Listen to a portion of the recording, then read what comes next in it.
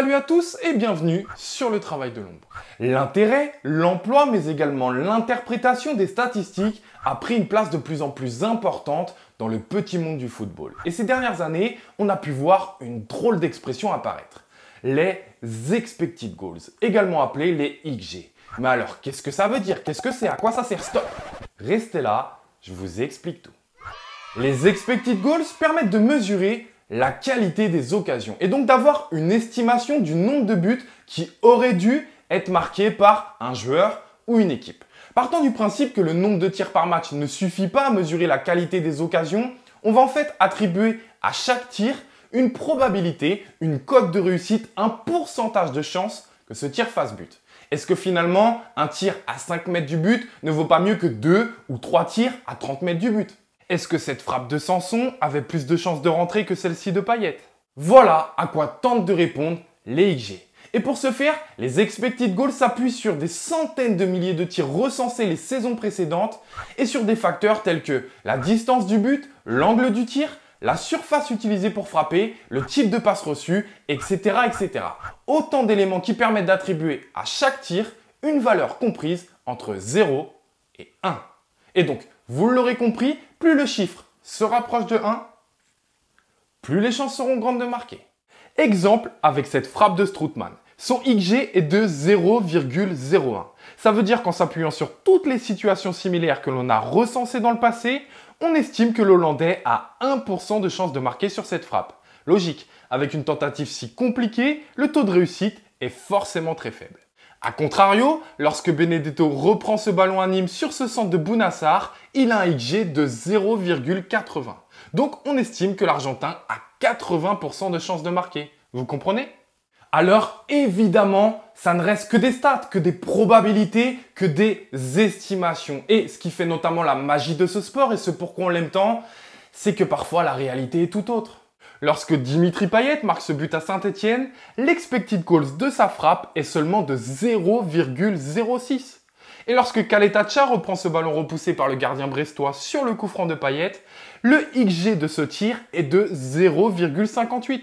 Pourtant, le Croate ne cadrera même pas. Pire, ici, avant que Rongier voit son ballon repoussé par Maignan sur ce penalty, on estimait qu'il avait 76% de chances de marquer.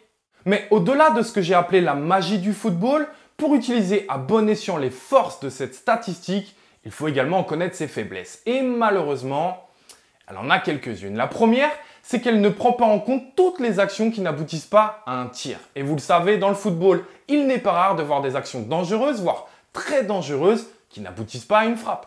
La deuxième, c'est qu'elle ne prend pas en compte des données qui me paraissent essentielles.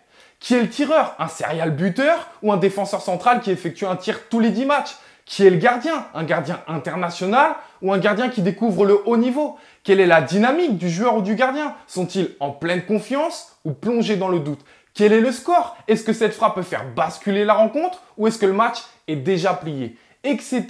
etc. Tiens d'ailleurs, revenons sur les séquences précédentes pour illustrer mes propos. Est-ce que Payet, lui qui est capable régulièrement d'exploits, doit avoir la même probabilité de marquer dans cet angle que Hiroki Sakai par exemple? Est-ce que Caleta ici ne devrait pas avoir une probabilité moins grande de marquer que si ça avait été Benedetto? Ou est-ce logique que la valeur XG de chaque penalty soit toujours la même, soit 0,76? Ici, quand on sait que Rongier n'est pas le tireur habituel, que c'est son premier sous les couleurs de l'OM, qu'il tire face à Maignan, un spécialiste de l'exercice, et que ce penalty est crucial pour ce match, mais peut-être également pour la saison, est-ce normal de ne pas voir ce chiffre s'adapter? Évidemment, non. Les expected goals tendent à s'améliorer, à s'affiner. Mais comme je le disais, lorsqu'on en maîtrise ses atouts, mais également ses failles, son utilisation peut s'avérer tout de même très intéressante. Et encore une fois, quoi de mieux que les exemples pour vous le prouver? D'abord, commençons d'un point de vue individuel. Premier exemple avec Dimitri Payet.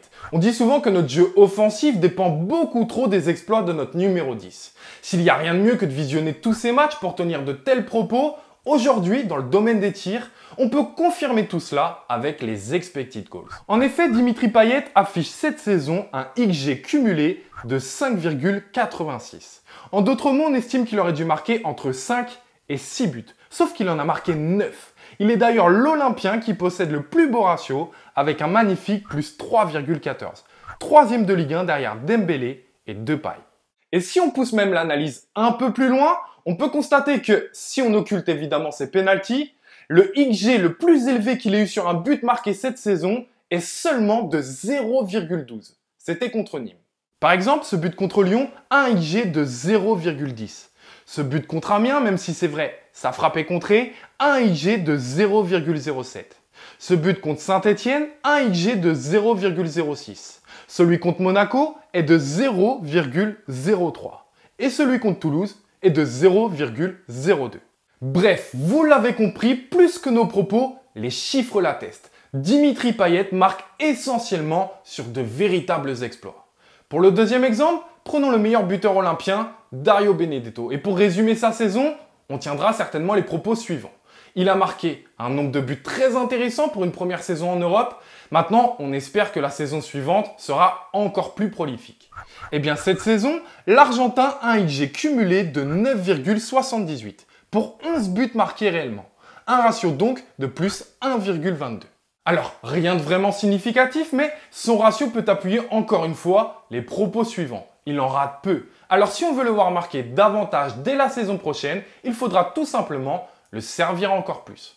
Troisième et dernier exemple, Valentin Rongier. Même si son pénalty raté face à Lille fait forcément mal au chiffre de notre milieu de terrain, il possède un XG de 2,29 pour 0 but marqué. C'est le pire ratio chez nos Olympiens. Alors, Valentin sait sur quoi il doit progresser. Maintenant, d'un point de vue collectif. L'OM cette saison possède un ratio XG de plus 4,58. Quatrième meilleur ratio de Ligue 1 derrière Amiens avec un plus 5,38, Lyon avec un plus 5,76 et Bordeaux très loin devant avec un plus 9,53. Je vous ai ajouté les positions de chacun au classement pour que vous voyez qu'il n'y a aucune corrélation entre le ratio et le classement. À titre d'exemple, le PSG a un XG de moins 1,42. Et oui, attention à ne pas confondre efficacité et quantité. Enfin, pour terminer, on peut tout simplement s'en servir pour analyser des matchs. Rappelez-vous de ce match à domicile contre Brest en novembre dernier. On se fait égaliser à la 88e minute 1-1. Mais on parvient tout de même à l'emporter avec ce but de Radonjic sur l'engagement. Si on se contente de ce résumé, on se dit qu'on s'en sort bien. Mais si on jette un œil sur les expected goals, on comprend très vite que le moindre point qui aurait été pris par Brest sur ce match aurait tenu du miracle. A contrario, être parvenu à marquer 4 buts à Monaco en septembre dernier pour l'emporter 4-3 avec un XG de 1,74 démontre une certaine réussite et une grande efficacité. Voilà, j'espère que j'ai été le plus clair possible sur les expected goals. Si c'est le cas, n'hésitez pas en commentaire à faire comme moi, à tirer un enseignement, que ce soit sur l'OM, sur la saison, sur un match ou sur un joueur, peu importe, en vous appuyant bien entendu sur les XG. Voilà, je vous dis à très vite pour une prochaine analyse sur le Phocéen et allez l'OM.